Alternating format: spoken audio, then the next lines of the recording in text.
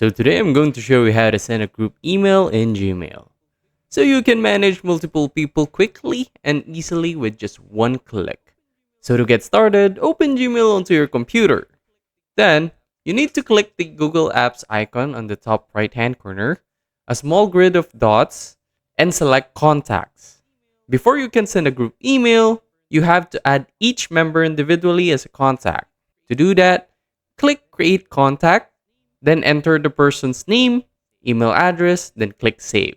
Repeat this for everyone you want to include into your group. Then, you must create a group and add your contacts to it.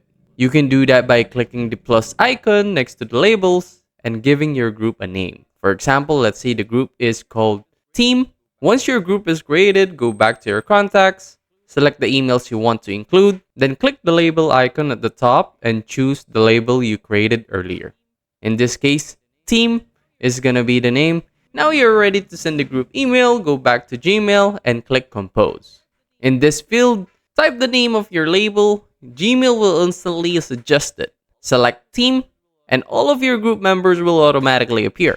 Then just type your message, attach files, then send. And that's it. Your group email is now sent in Gmail with just one click.